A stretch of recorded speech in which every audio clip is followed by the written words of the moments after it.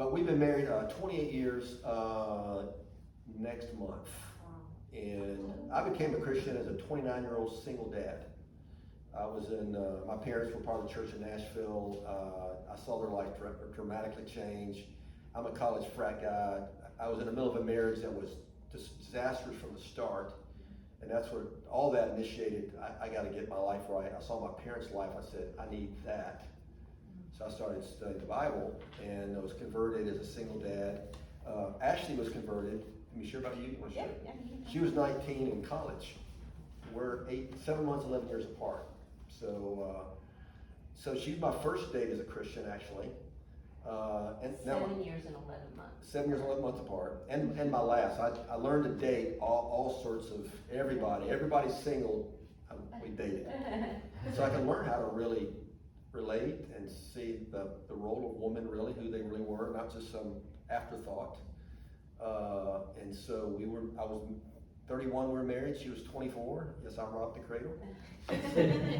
You're thinking it, so so I have an older daughter who's 30. So I recently became a granddad. She's a step grandma about 3 months ago. And then we welcomed a son-in-law 6 weeks ago. And our middle son, Kennedy, was 25. He's an incredible young man, and he's stuck in the middle. And so here we are. Here we are. That's a little about us. All right, so we're going to break the ice a little bit. All right, what we want you to do is turn towards your partner. We're going to do a preference assessment. Okay? So I am going to say, give you a couple of scenarios or a couple of choices or maybe an open-ended question, and we just want you to answer that to each other, right? So, like if it's me and you, we're going, okay, you ready? Ready. I'm ready. Okay, so here's the first one. Look at your partner. Chocolate or vanilla ice cream? Both of them. No, you're just saying. You can say it together, or Cameron can tell Sydney. But Sydney don't can tell Cameron. overthink it. Don't overthink it. Yeah, we're gonna move quick. You got it? Okay. Wait, did you disagree? No. Okay, maybe you did, maybe you didn't. All right, vacation, beach or mountains? Okay, all right. I know some of you want to say, well, I want to do both. All right, beach on the mountain. Okay, how about this one? Dinner guests are coming. What's the first thing you have to do to get ready? Go. I say clean the bathroom, Jeff says mow the grass. Right. Okay. All right, finances. You ready for the next one? Finances. Are you save for the future or use and enjoy today? Okay, we got a lot of agreeing. Listen to all that. Everybody save. You're not agreeing on everything, are you? Okay. Anybody agreed on everything so far? Okay, that's good news. Okay, all right, you ready? You have? All right, are you read the book or see the movie? See the movie. Okay. Read the book, then see the movie? Is that what okay, here's the last one. When it comes to sex, is it's gotta be a planned special event or spontaneous? Or C, all of the above? Go. C. All right. So the point of all of that is, as couples, we disagree on all kinds of things all the time. And if you were thinking, oh gosh, we're disagreeing on things, that must mean that our marriage is in trouble, or we're not doing great, or whatever, you know what, we all disagree. And that has some connotations to it, right, in our culture. Our culture tells us that if you disagree on something, then there's a fight to be won. There's a competition about who's right, or there needs to be a conversion to my way of thinking, right? That's the way our culture is. Even in the church, you know, when somebody's talking to you about your marriage, or you're engaged, they're like, oh, you guys are so compatible. And that kind of tells us in the back of our mind, okay, I get thumbs up when it looks like we're getting along. So what do I need to do to make sure we agree on everything? So there's a little bit of that kind of thought process. And so one of the things that we hope to do tonight is to really redefine what it means to disagree, and kind of what our take is on disagreement, whether it's minor ones or major ones. And then also just give you some practicals about how to deal with that when it comes up, because obviously some of the things we just did are serious, some of them are not serious, and then there's things that we didn't touch that are even more serious. So that's what we want to talk about tonight. Yep, that's awesome. Genesis chapter 2:18, you don't have to, you can turn there, it's real simple, a lot of us know these scriptures.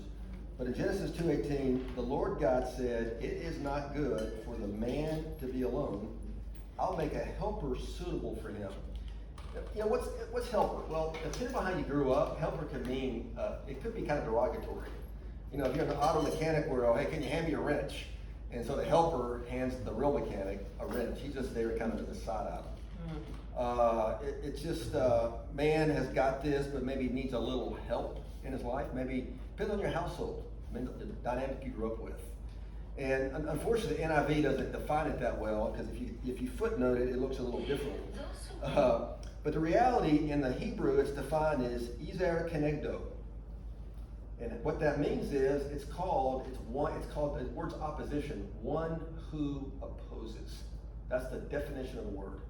So if you can imagine two 4x4 beams that are leaning up this way, and that was a description of in the Eastern world, that was the thought. These two beams came up, and they lean against each other, and there's friction right here. But that friction keeps them together. The one who opposes is keeping the other. They're not complete without the other one. It's not just the helper, it's the person that makes the other one absolutely complete. It only works when there's friction together. And sometimes alert, disagreement is part of God's plan. Friction is part of God's plan. Light and darkness, earth and sea. I mean, it's the way God planned it. And so we need to really embrace that.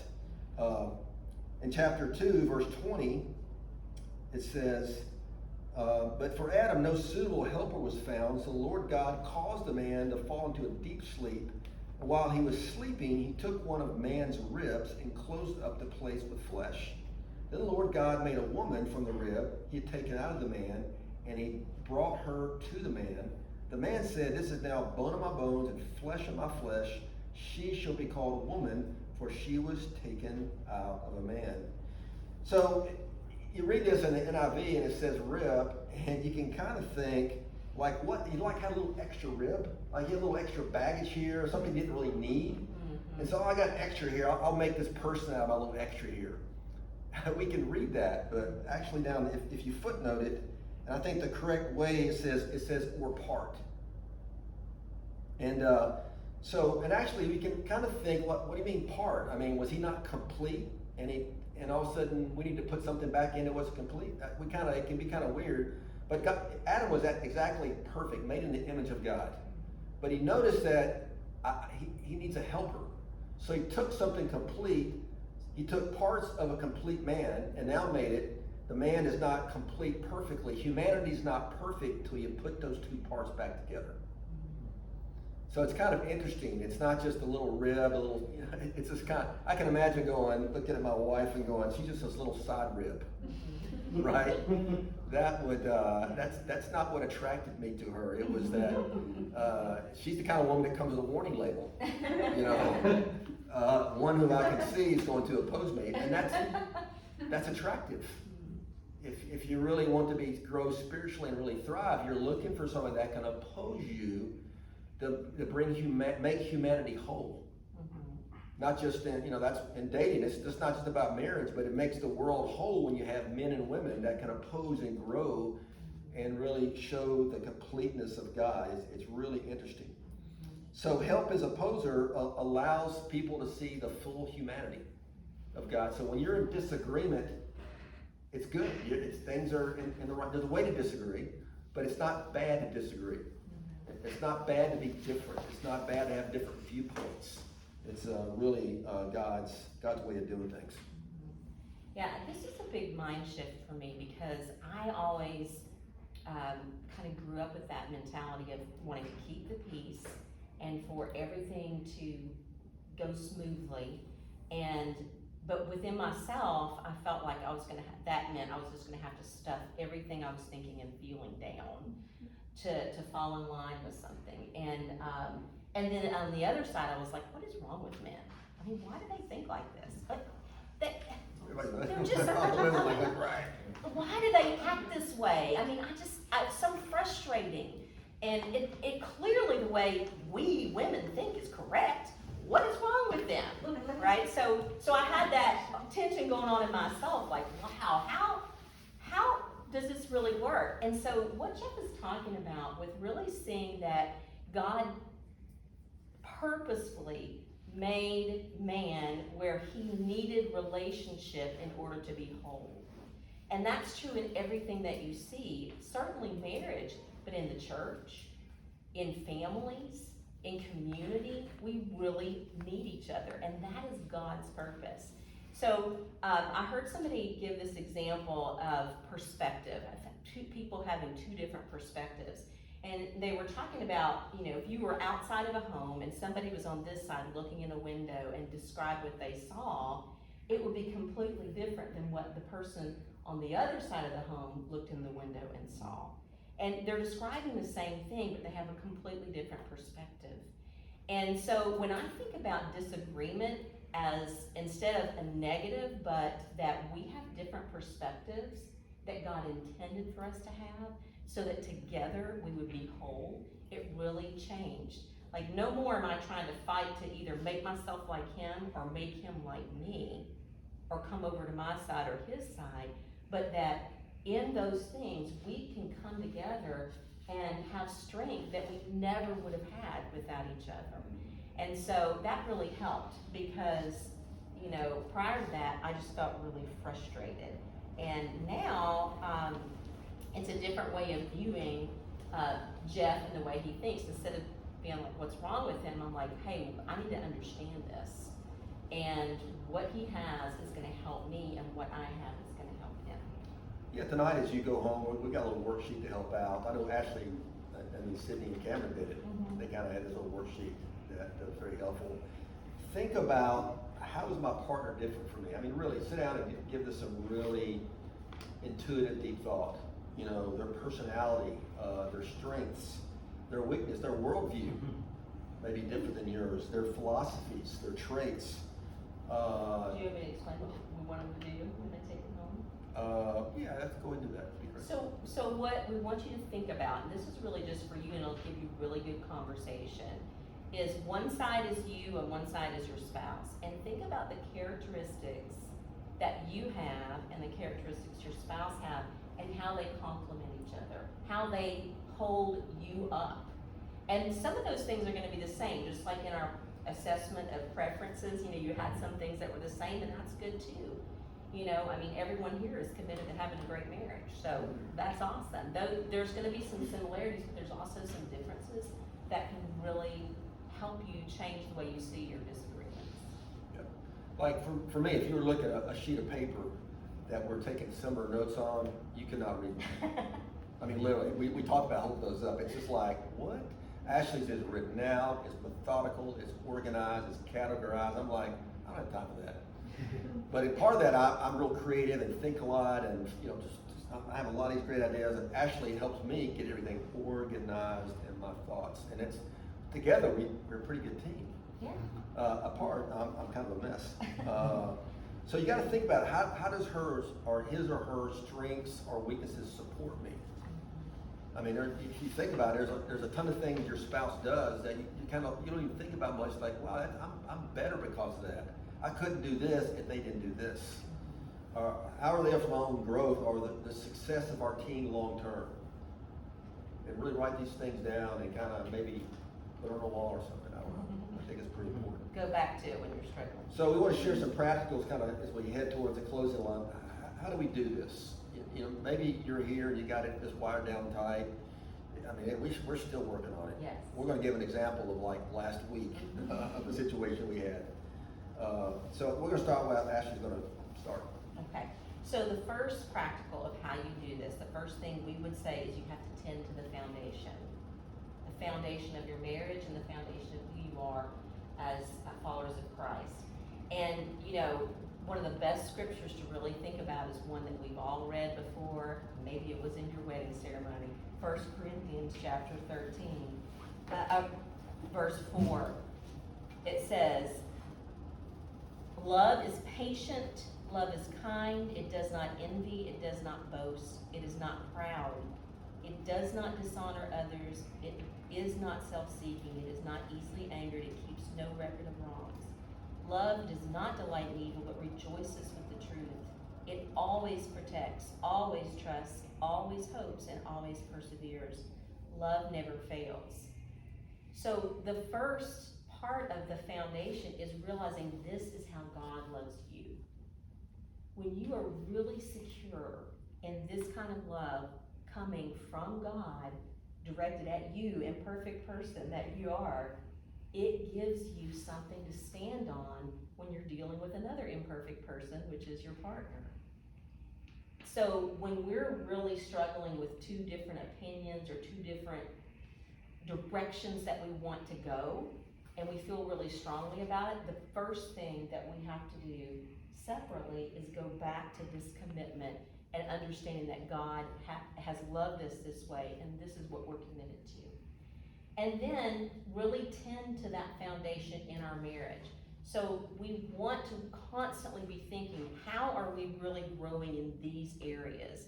And take the time to invest in all of those qualities of love, so when there is something that you really disagree about, you've spent some time being patient and kind, and you trust each other because of that. So it makes it a lot easier to do. The second thing about really, this is a big one for me, is you have to examine your motives. Anybody had a bump lately? You mean in the marriage? I mean, just a marriage bump, a disagreement that was like, kind of, wow, that's a big one. I don't know, maybe, well, we had something, there was a sister that was in our ministry for years down south. We were in the ministry for a while. And she moved away, and she got married the first time at age 52, last week in Florida. So she invited us down for me to have to officiate a wedding. I got to do the vows and the kiss. It was my favorite part.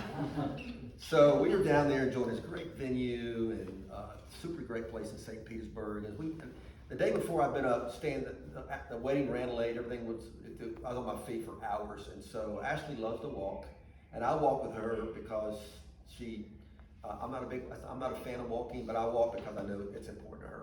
So we're walking out, it's hot, and my back was killing me because I've been standing up 3 hours before. And I'm kind of a walker. I'm kind of out of it, people around me. I'm just kind of walking in the middle. And, you know, people see me, they can go around me, or if I hear them coming, I move out of the way. And so that's how we walk. It's not pretty. So the next day we went to the pool, and it wasn't very crowded. And I walk out there, and I said, let's get an umbrella. And so there's a guy that attends to all this stuff at this really nice hotel. He said, oh, I'll be able to admit I got to use a drill to open the thing up. And so I went over there, I said, drill? The guy's busy, I can do this. I want to save him some time. So I was under there, lift it up, push it up, and bada bing, the umbrella's up, right? Before you got the umbrella up, what did I do? You kind of walked off, or? I said like 3 times. The man said, wait for me, I've got a drill. I'm like, didn't you hear him? He said he needs to use a drill. And I'm thinking, how hard could it be? So plus the guy's busy. I'm just trying to help the guy out. It's an umbrella. You know, I got this. You know, so we get the pool. Ashley was, it seemed, you know, she was really like distant and frustrated. I said, "Are you okay?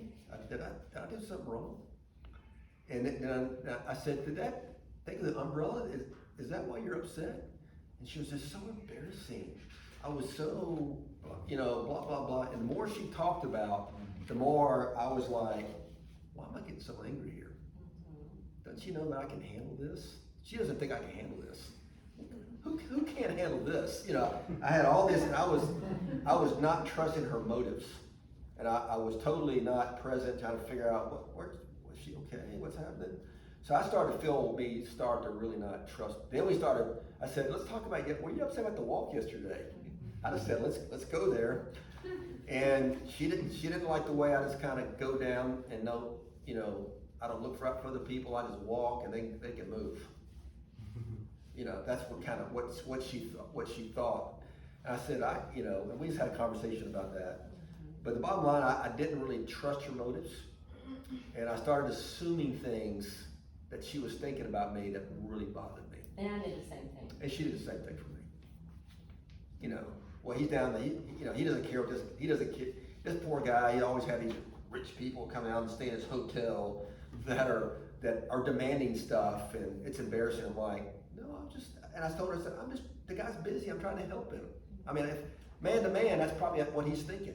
I know how men think, right? And so we were just having this conversation. But then, you know, what's really good is the third point about your own, how you really practicals is you gotta be honest and humble in your communication. And really for me, I had to go, I sat there going, okay, why am I just getting so angry here? And after us really discussing, and here we are in the pool talking about this, you know. And beautiful resort beautiful setting. resort. We're having a big blowout. It's not it's just like she's upset. Well, I was crying. Right. In this beautiful pool. And he's like, I know how to do an umbrella. I mean, yeah, so you might not call it blowout, but I was like, okay. Well, I'm just gonna swim over here now. And then we started talking about it. I said, why do you feel so strongly about this? Right.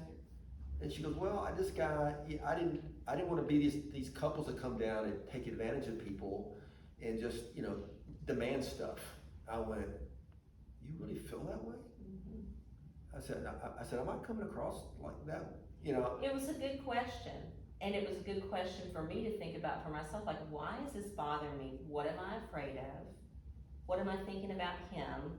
What does he really think? That's what I need to find out, right, instead of making assumptions. And the same for me. Right. I had no idea that she was afraid of looking a certain way. Didn't even cross my mind, because I wouldn't think that way. I could care less.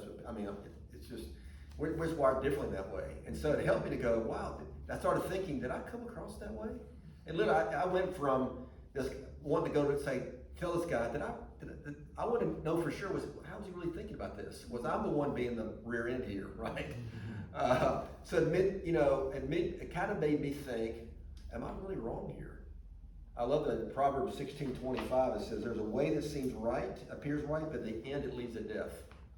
Sometimes our way of thinking is like, I'm so right about this. This guy would love to be in partnership with me and help me with his umbrella. But you know something? He could be up there going, oh, that idiot. Who knows? But it helped me to be humble and really communicate why you felt this way. About the walking thing, she was afraid I was going to get hit because I don't hear very well. I've got diminished hearing in my left ear, and I just can't hear. And she's afraid that I was going to get hit out there because people are not going to see me. And again, I think people see me. It's trying to understand her perspective and why she felt that way. And we've been married 28 years, and for the life of me, I had no idea there's some things that she thought like this. And so I think the key for us is really being present in the moment and kind of evaluating, okay, why am I getting so worked up here? Am I starting to assume things? We do that quickly. We start to assume the worst. He doesn't love me, he doesn't trust me, and then we start saying things. We start communicating things that you want to wish later you had not have said. You know, well, I wish you were more like so-and-so. You know, or if I would have known this, I wouldn't have done this. We start making assumptions about our marriage. And I tell you what, as soon as you say certain things, you can't unhear it later. And so that's why you have to really kind of back up here and really start to communicate and understand, hey, we're based on love here. Something's gone awry here. And there's some things I just don't know. So I hope that point's helpful, because you're going to get to that point about something, and it could be about the food on your plate. Who knows? It could be small, it could end up being big. Yeah, it could be small, but it could end up teaching you about your spouse things that you never knew, that you're like, wow, I really appreciate that, and I never would have known it. Yeah. Now we know these things about each other, and we can work together even better and be stronger as a result. We ended up having a great rest of the trip. I learned something about her. I learned a different facet about her that made me love her even more. I was like, I didn't know she got afraid when we walked. I didn't know there was a side of her that was fearful of such stuff. And now I want to be proactive and making sure she's not afraid. It was really eye-opening. It was really good. So the last practical is surrender, and that is the hardest one. So there are many passages that really talk about this, but the one that we wanted to share with you guys is Philippians chapter 2, 1-5. Therefore, if you have any encouragement from being united with Christ, if any comfort in his love, if any common sharing in the Spirit, if any tenderness and compassion, then make my joy complete by being like-minded, having the same love, being one in spirit and of mind. Do nothing out of selfish ambition or vain conceit, but rather in humility value others above yourselves, not looking to your own interests, but each of you to the interests of others. In your relationships with one another, have the same mindset as Christ Jesus. Wow. That is a challenge. And I think, the example that Jeff just shared was a small, no big deal thing, but still caused tension. And now we see how that tension helps us be stronger. But there are other things we deal with in our marriage that are a lot more like, no, we can't have two different opinions about how to walk down the street. That's okay, right?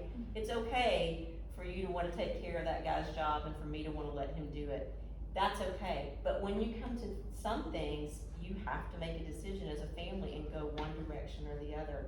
And that's where this point of surrender has really been something that, God has given us lots of opportunities to try.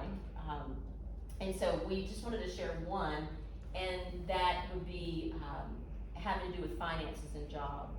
So there was a period of time where Jeff and I both had a major career change. And I went to something that was really steady, but didn't pay a lot, and that's called education. Right? So I started teaching, and I knew when I had to be where, and I knew what the insurance was, and I knew what the paycheck was. And it wasn't much. It certainly wasn't enough for us to live on. And Jeff really wanted to try a bunch of different things. That he is an entrepreneur at heart, and he's always got ideas, and he's always wanting to try things. And one of the things that's one of the things I always loved about him. But when I'm looking at two kids at home, and one that we're paying child support in a whole different state, and I'm a parapro at an elementary school, my preference would have been for him to find something, anything, to be able to give me that security, that thing that makes me feel comfortable, that makes me not worry about the family. And obviously he felt differently. I really believe if I do these things, I can try this and I can try that and it's gonna work out, and and it takes faith, it takes risk. And so he was willing to risk. My preference would have been that safety and security. And what we went with was risk. And the way that I was able to get there was what we just talked about. Look at the foundation. Do I trust that God is going to take care of me and in my family, no matter what the job situation is? What do I know about Jeff and the foundation of our marriage? Is he all in? Is he going to figure out a way to make a bunch of money and leave me? No. Is he lazy? Does he just want to play and let me go work this job, and he's not really wanting to take care of us? Absolutely not. So the things I know about him, like going back to that foundation, this is a man who really cares about his family, and he is going to do everything he can to support us. So thinking about that and the foundation really helped. Examining my own motives, like what am I really afraid of? Is it the house that I love more than Jeff's happiness in his job? Am I worried about what my neighbors think, if we don't live in this house anymore? Like where is my heart? What is going on? What things am I projecting on him that are just really my feelings?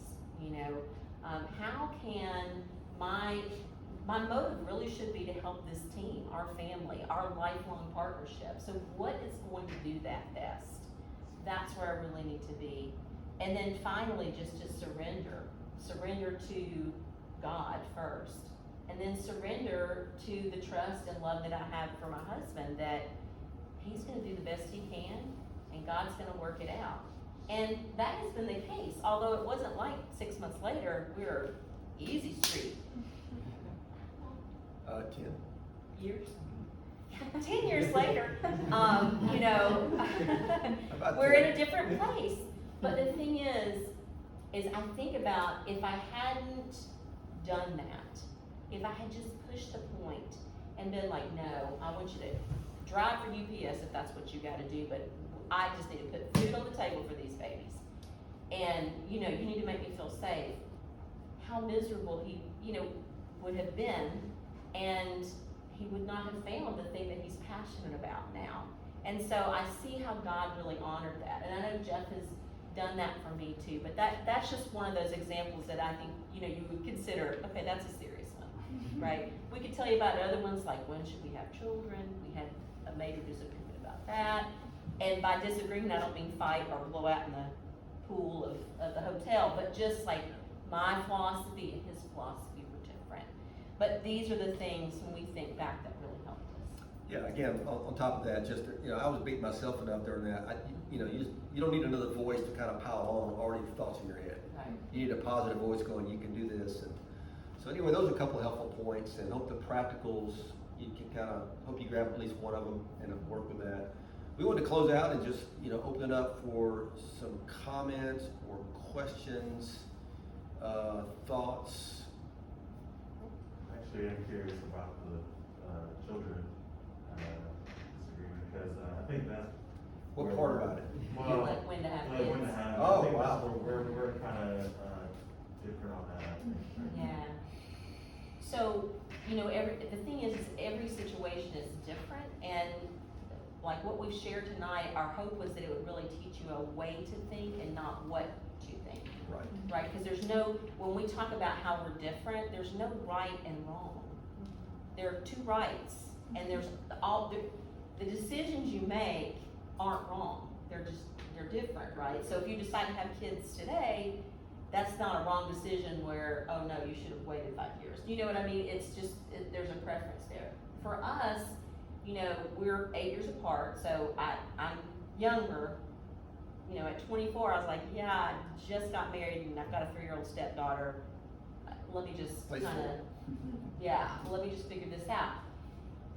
And for Jeff, you know, what I saw was it really was eating at him, because he had time separated from Hillary, and that was really difficult for him.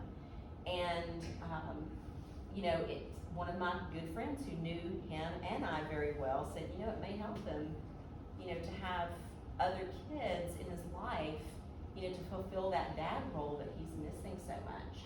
And so we discussed it. I was like, hey, I never thought about that. I never thought that could be helpful. And so we had to talk that through. You know, once I really saw how he felt about that, then thinking through some of these things helped to see. That's turned out to be an amazing decision, thank God. We would not have Ashely Reese Hoffman right now if it weren't for that, or Kennedy. Yeah, Cameron's like, yeah.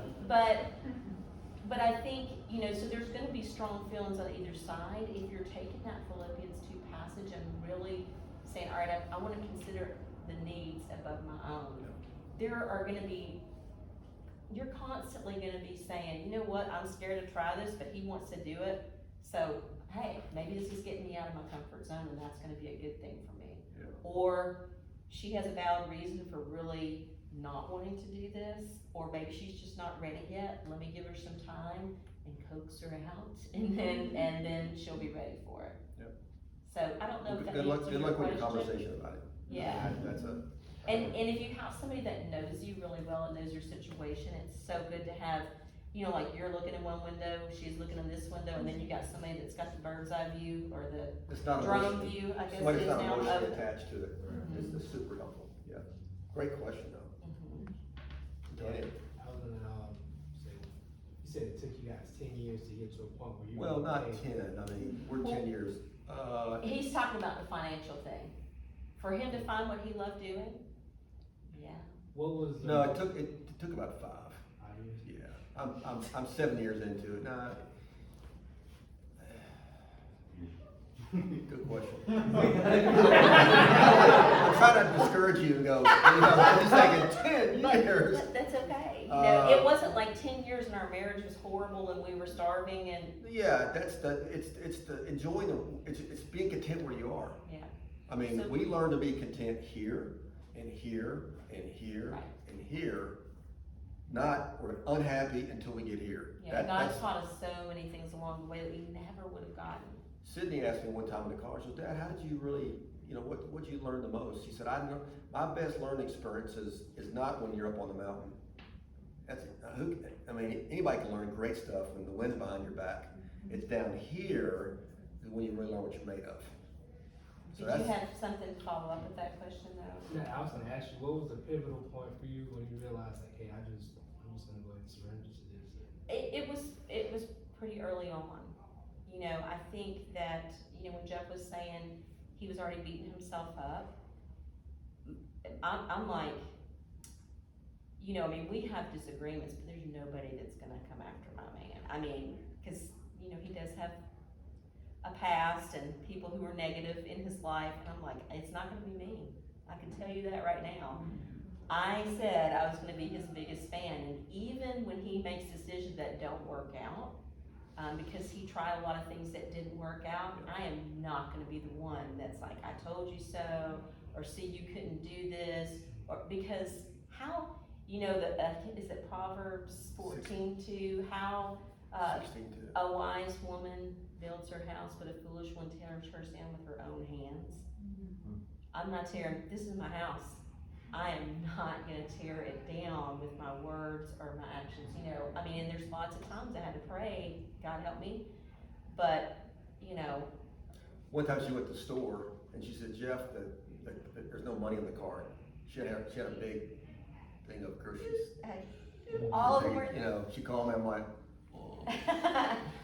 So that was embarrassing, but she didn't hold that against me or come home and I did that. I did cry though. So- I did, yeah. I was- Great questions. So, anybody else? I have one. Let's see. So you know me, but I still have noticed that like an issue of mine or like my sinful nature is, I guess, to treat everything as a serious problem, and like everything is a character issue. Everything has to change, and so that's something that we have noticed in our marriage is like, it's like we have to address this now. This is serious, and then I feel like Christy's more chill and more like, why is that a big deal? And it can be hard for me or whatever. So how do you guys kind of decide what is like, an important marital change that you guys need to be aligned on versus something that will need to, you just drop it and it's just different opinions? So, my first question would be, what am I afraid of? If we don't address this character issue, what is my biggest fear, right? So, I'm aerobics, he's weightlifting, right? So, I knew that. So, he really wants me to lift weights. What's his biggest fear if I don't start lifting weights? Is that the hill you wanna die on? Is that where you wanna put in all your effort? So I think, you think about what am I afraid of? What's the worst thing that can happen? Is this really a character issue? Because there will be things that you do feel really strongly about, and you don't wanna spend all your effort of persuasion, if that's what you're doing, or convincing, or here's all the research, or this is what I think this, and here's scripture that goes with it, and it's really not something that is pivotal in your marriage. You know what I'm saying? Yeah, sometimes it's all about you trying to convert him or her to your way of thinking about a subject. And, But she's grace and you're the law, right? Pretty much. So, in the Bible, don't you need both? Think about all the scriptures that can come to your mind about grace and the law and how they're pivotal. So I think if you start seeing her way of thinking is not the wrong way that you have to convert her to, but a way that you need to complement the whole picture, then that may help you not feel so on edge when you have to convince. Yeah, it's just backing up and going, okay, why am I feeling this way? Let me slow down, get some really deep thought, and just kind of have some humble self-awareness and go, why am I so wound up here? Is this, like she says, is this really what we're down the hill for? Is this a battle I really need to win? And you've been married, Christy, long enough to know that pushing is not what works, right? Yes. The wall goes right up and it's done. So don't keep doing the same thing if it doesn't work. So there's things that, like our move to Marietta, right? So for 3 years, I was like, we gotta get out of the South Side. We need help. We need to move up to Marietta where there's people that can help us with our marriage and our family. And he was not ready for that. So I talked about it, and I talked about it, and I talked about it, and then I just prayed. I'm like, God, you talk to him about it. And so, you have to trust. Is God gonna work this out? If this is really a character issue, if this is gonna keep Christy from being saved, it's not your job to save her. You know what I mean? Like, you can say it, and then you can pray and love, and does that help? Does that kind of answer the question? I'm just having a question. Well, I like what is the fear in this, like, if I'm getting worked up, my number one emotion is, like, angry. So stuff is like, oh, feeling insecure now, or you're frustrated, like, no, I'm angry at you. I want you to know that's how it feels. But anyways, like, kind of bottling that, or, like, figuring out what's the root of that, like, what's the fear in that, because I think that there is something I'm afraid of, and I'm just treating it like anger, so figuring that out. So I really like that point. And then my other comment was just, I liked what you said at the beginning, how, like, people kind of, like, accidentally make it sound like being compatible is, like, the right way, or, like, not fighting, or, like, just getting along in your marriage is, like, the better way to do things, and how that's kind of, like, a subconscious thing that I can think, like, oh, we're fighting a lot, like, we're doing things wrong, or we're, like, not a good mix, or whatever, but how that's just us, like, getting stronger and having a stronger relationship. So like, having that mindset, I think is really helpful to think, like, if we can really get to the root of all of these issues or all of these thought processes, then it's gonna make us stronger and have a better marriage, instead of just being like, oh, we just get along, it's easy. Right. Yeah, and you can even hear that in our vocabulary as we've talked. We had a fight, we had a blowout. Like, it's just our culture. It's the way we talk about it. And it's really hard to change that. From being a negative to being normalized, this is normal, to being a positive. Hey, we had this major discussion and disagreement about this, and this is what we learned about each other. Like, moving from that to that. Well, it's kind of, you look at, like, I like the gym. It's like when you work really hard, you hit your personal best. That look at disagreements as a personal best. There's a lot of growth that comes from that, right? When you're in disagreement, you're like growth spurt, And I think too many marriages out there today, they have disagreements, and what happened? Yeah, we're happier now in 28 years. I'm more excited to be with her. I mean, it's only because of God making it, this right here. So that's God's plan. There's some truths in there that work every time. He wrote it there for a reason. So. Sorry, I was making another comment about the whole walking thing. I thought that was funny. I can see a parallel between me and Tracy. I can see me doing something like that. Walking's too slow. Yeah, we're just be mindful people. I'm like, what's the big deal? And I'm like, but now just your perspective, like seeing like she's concerned for your well-being, and being able to look at that as a positive instead of like, making such a big deal. I didn't look. I look at you trying to control me, tell me how to walk. I'm a grown man. I can walk. What I'm doing. That's me. And I thought that, and I did trust your motives. She was concerned. And that is actually because what you said. Literally, I can't do it. So, yeah. Hey, Chase. Hey. Yeah, I just wanted to thank you guys for sharing your lives and your heart. I know we got here late, so I'm bummed that we missed the first half. I think they taped it. Yeah. Okay. We need last sessions. But anyway, yeah, I think I could see myself in like all the situations that you talked about, and I was like, wow, that can definitely be me. Like I'm right there. And I think it was just a really helpful reminder to, as you just mentioned, like assess the other person's motive and give them the benefit of the doubt. That's big. And I put a big star next to that because I think a lot of times I won't be right. And even if I'm like hurt, it's like I want to be right because I'm like, you know, you did wrong intentionally or something like that. And in the moment, that's where my brain can go. Or if there's a disagreement, like I want to prove that I'm right because I have the facts and I have, you know, all this kind of stuff. And I think my pride can really creep in there. But really fighting to even understand, you know, as you mentioned, what factors play into Ulani's perspective. You know, like what fears does she have? What is her background? Yeah. What did she even go through today that may be affecting how she's handling Absolutely. this? And I don't think that's my first thought to go to. I think my first thought is more backup of my own perspective instead of fighting to understand hers. And so that was really eye-opening. That's great. That's good. Yeah. There's a great book. Brene Brown's a great writer out there. She's got a book called Rising Stronger, and one of her quotes in there is she believes that everybody is trying their best. It may not be perfect.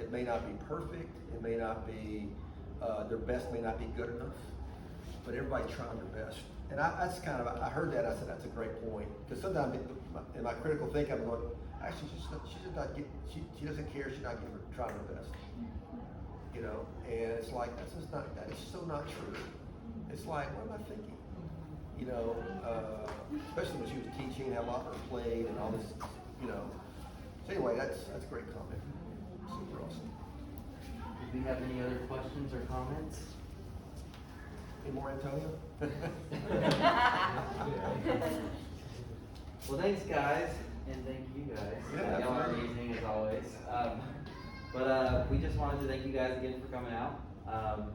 We really appreciate these guys. We do this once every month. Chris is going to share a little more details about that. So it's the third Saturday of every month at 7. I just want to let you know the upcoming classes. So next month is going to be expectation versus reality. We're trying to pick something scary for, you know, Halloween. Yeah. That's Yeah. And then November is going to be working through unhealthy family relationships Oh, yeah. because of the holidays. Right. And then December will be finances to kind of talk about New Year and goals and that kind of thing. And since it's Christmas, and normally people spend a lot of money, so. Yeah. You know, we do that class like before Christmas. Yeah. That's awesome. Exactly. But thank you guys again. We're gonna quickly pray out, and then we can break out. God, thank you so much for just your love for us. Thank you so much for families in the church that can help these young, struggling, young married couples. Thank you just for the wisdom that you have given the Reeses to share tonight, and the personal experiences, and just all the help that they provided to us. I just pray that each of us can go home tonight and have the discussion amongst each other, God. I pray that we can learn to be pillars together and lean on each other and be structurally sound in that way. We love you. We thank you for all that you do and all that you've done in our lives. In Jesus' name we pray. Amen. Awesome. All right, if you guys want to try it, Yeah. try to give each other your That's a strengths and great question. weaknesses.